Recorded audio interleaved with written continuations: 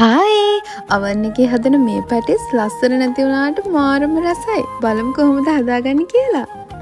පාන් පිටි පීරිසි කෝප් එකකින් එකක් ලුණු පොඩ්ඩක් පොල් තෙල් මෙන්න මේ වගේ පොඩ්ඩක් දාලා වතුර ටික ටික දාලා මේ ඩෝ එක හොඳට අනා ගන්න. ඊට පස්සේ ෆිලින් එක හදනකම් පැය භාගයක් විතර මේ ඩෝ එක හොඳට වහලා තියන්න.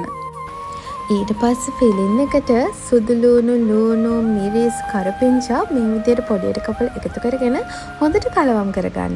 මිරිස් කහ ලුණු ගම්මිරිස් රසායන එකතු කරගෙන මම ගෙදර ඉතුරු වෙලා තිබ්බ මාළු ඇඹුල් තියල් ටිකකුත් එකතු කරගත්තා. අලගෙඩි ටිකකුත් අම්බලා මේ විදිහට පොඩි කරලා එකතු කරගත්තා.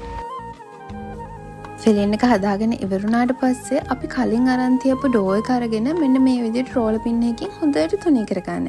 ඊට පස්සේ මෙන්න මේ විදිහට රවුම් කපාගෙන අර ෆිලින් එක මැදට දාලා මෙන්න මේ විදිහට පැටිස් ටික හදාගන්න තියෙන්නේ. ඊට පස්සේ ලස්සන පාටක් එන්න බිත්තරයක් කඩලා අරන් මෙන්න මේ විදිහට උඩින් බිත්තර ටික ගා ගන්න. ඊට පස්සේ සෙල්සියස් අංශක 180ට ෆ්‍රී හීට් වුණු අවන් එකක විනාඩි 30ක් විතර මේ පැටිස් ටික හදාගන්න තියෙන්නේ. මේක මාර රසයි ඉක්මනට හදලා කාලා බලන්න පුළුවන් මරු කෑමක්.